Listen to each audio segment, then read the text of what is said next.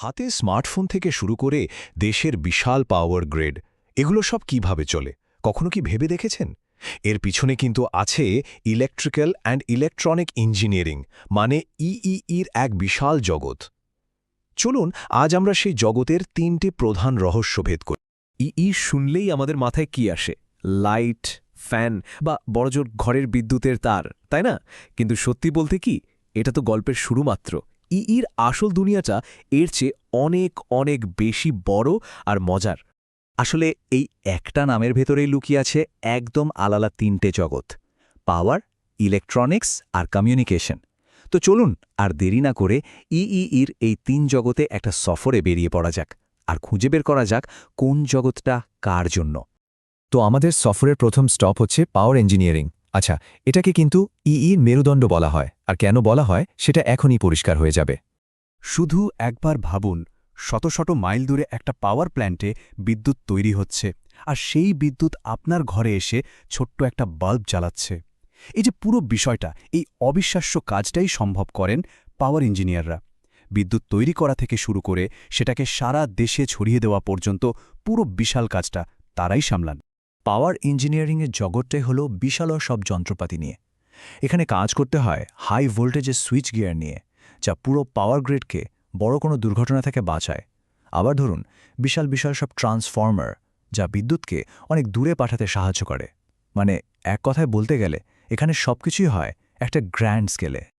আর যদি কেরিয়ারের কথা বলি তাহলে পিজিসিবি বিপিডিবি বা ডেস্কোর মতো সরকারি জায়গাগুলোতে পাওয়ার ইঞ্জিনিয়ারদের চাহিদা সবসময় একদম শীর্ষে থাকে তাই যাদের বড় বড় সিস্টেম নিয়ে কাজ করতে ভালো লাগে আর দেশের মূল পাওয়ার সিস্টেমটাকে সচল রাখার মতো চ্যালেঞ্জ নিতে ইচ্ছা করে তাদের জন্য পাওয়ার ইঞ্জিনিয়ারিং কিন্তু একটা দারুণ পথ হতে পারে আচ্ছা পাওয়ার ইঞ্জিনিয়ারিং যদি হয় শরীরের শক্তি তাহলে সেই শক্তিকে ঠিকঠাকভাবে কাজে লাগানোর জন্য তো একটা ব্রেইন বা মস্তিষ্ক দরকার তাই না ইইর সেই মস্তিষ্কটাই হলো ইলেকট্রনিক্স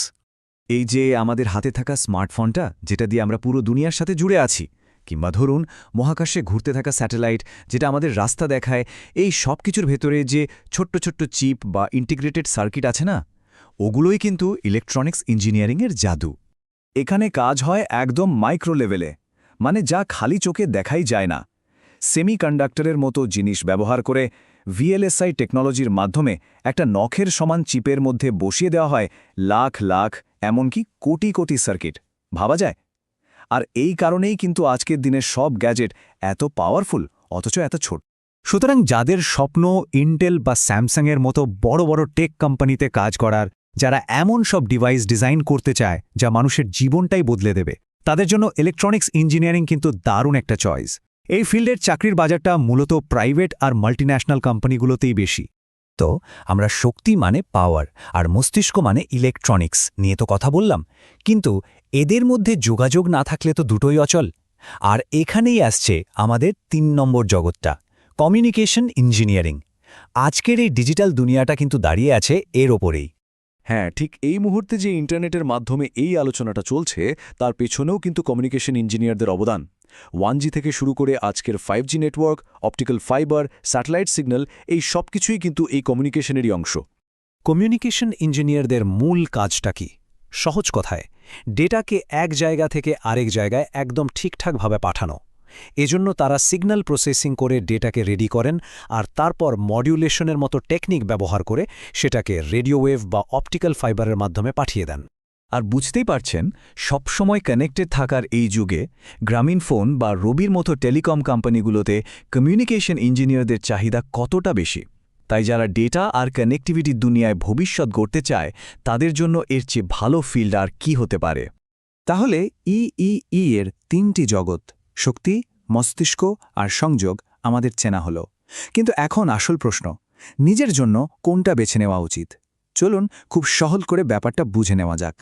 ব্যাপারটা আসলে খুবই সহজ যাদের বড় বড় সিস্টেম যেমন দেশের পাওয়ার গ্রিড আর সরকারি চাকরির স্থিতিশীলতা আকর্ষণ করে তাদের জন্য পথটা হলো পাওয়ার ইঞ্জিনিয়ারিং অন্যদিকে যাদের লেটেস্ট গ্যাজেট ডিজাইন করতে বা প্রযুক্তির একেবারে ভেতরে ঢুকে কাজ করতে ইচ্ছা করে তাদের জগৎ হলো ইলেকট্রনিক্স আর যাদের আগ্রহ ডেটা নেটওয়ার্কিং আর মানুষকে কানেক্ট করার প্রযুক্তিতে তাদের জন্য সেরা পথ হলো কমিউনিকেশন তো ভেতরের ইঞ্জিনিয়ার সত্তাটিকে কোন জগৎটা সবচেয়ে বেশি টানছে পাওয়ারের বিশাল শক্তি ইলেকট্রনিক্সের নিখুঁত বুদ্ধিমত্তা নাকি কমিউনিকেশনের অফুরন্ত সংযোগের দুনিয়া? কোন জগৎটা সবচেয়ে বেশি আকর্ষণীয় মনে হলো সেটা কিন্তু কমেন্টে জানাতে ভুলবেন না। আর এরকম আলোচনা যদি ভালো লেগে থাকে তাহলে অবশ্যই আমাদের সাথে থাকবেন, সাবস্ক্রাইব করবেন। দেখা হবে পরের বার নতুন কোনো বিষয় নিয়ে।